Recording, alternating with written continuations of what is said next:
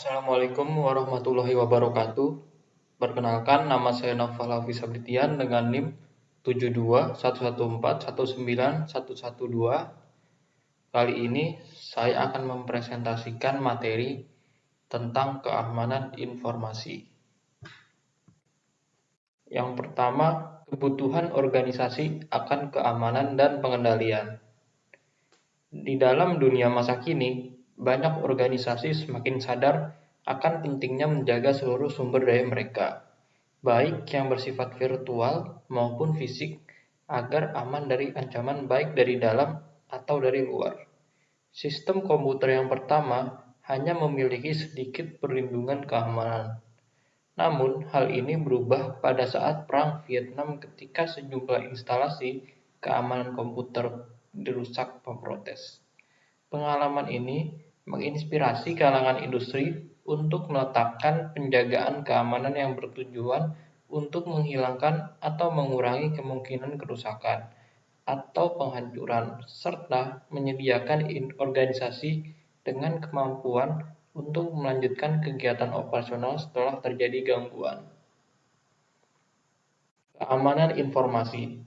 Istilah keamanan sistem digunakan untuk menggambarkan perlindungan baik peralatan komputer dan non-komputer, fasilitas, data, dan informasi dari penyalahgunaan pihak-pihak yang tidak berwenang.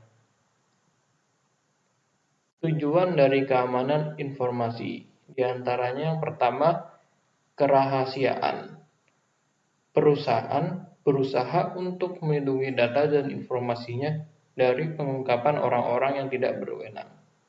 Yang kedua, ketersediaan. Tujuan dari infrastruktur informasi perusahaan adalah menyediakan data dan informasi bagi pihak-pihak yang memiliki wewenang untuk menggunakannya. Yang ketiga, integritas.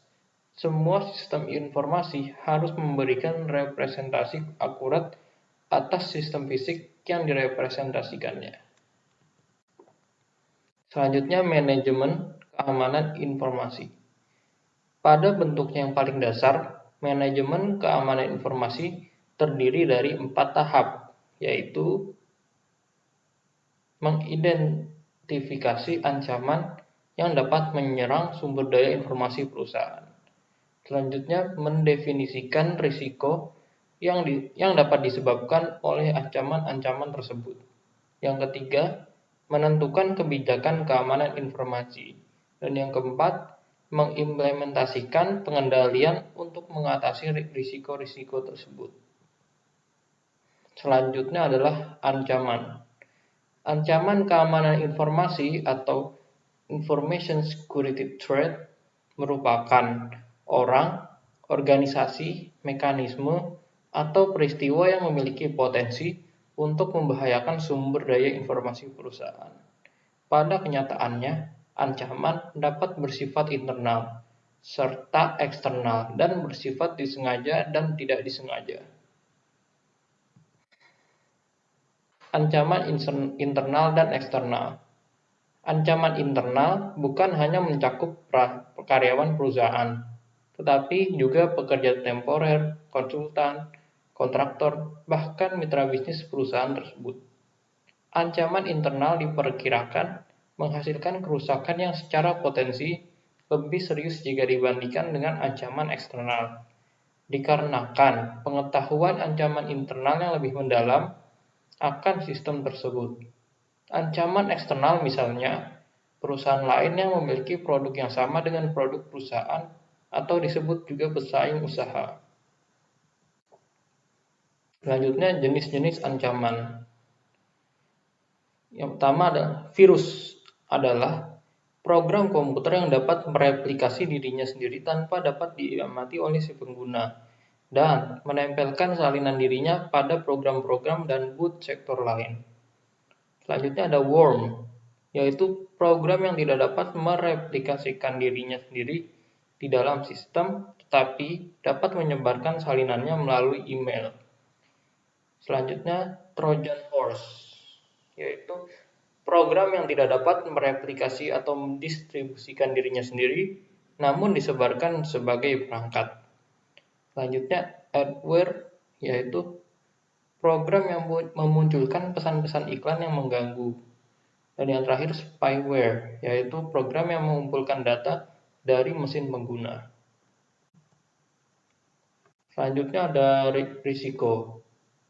Risiko keamanan informasi atau information security risk didefinisikan sebagai potensi output yang tidak diharapkan dari pelanggaran keamanan informasi oleh ancaman keamanan informasi. Semua risiko mewakili tindakan yang tidak terotorisasi. Risiko-risiko seperti ini dibagi menjadi 4 jenis, yaitu yang pertama, pengungkapan informasi yang tidak teotoritasis dan pencurian. Yang kedua, penggunaan yang tidak terotorisasi. Yang ketiga, penghancuran yang tidak terotorisasi dan penolakan layanan. Dan yang keempat, modifikasi yang terotorisasi. Kebijakan keamanan informasi. Suatu kebijakan keamanan harus diterapkan untuk mengarahkan keseluruhan program. Perusahaan dapat menerapkan keamanan dengan pendekatan yang bertahap. Di antaranya, fase 1, inisiasi proyek, yaitu membentuk sebuah sistem untuk mengawas proyek kebijakan keamanan tersebut. Fase kedua, penyusunan kebijakan, yaitu berkonsultasi dengan semua pihak yang berminat dan terpengaruh. Fase 3, konsultasi dan persetujuan, yaitu berkonsultasi dengan manajemen untuk mendapatkan pandangan mengenai berbagai persyaratan kebijakan. Fase keempat, kesadaran dan edukasi, yaitu melaksanakan program pelatihan kesadaran dan edukasi dalam unit-unit organisasi. Fase yang kelima dan yang terakhir, penyebarluasan kebijakan, yaitu kebijakan ini disebarluaskan ke seluruh unit organisasi, di mana kebijakan tersebut dapat diterapkan. Selanjutnya, ada pengendalian. Pengendalian atau bisa disebut kontrol adalah mekanisme yang diterapkan baik untuk melindungi perusahaan dari risiko atau untuk meminimalkan dampak risiko tersebut pada perusahaan jika risiko tersebut terjadi. Pengendalian dibagi menjadi 3 kategori, yaitu yang pertama adalah pengendalian teknis. Pengendalian teknis atau technical control adalah pengendalian yang menjadi satu di dalam sistem dan dibuat oleh para penyusun sistem selama masa siklus penyusunan sistem.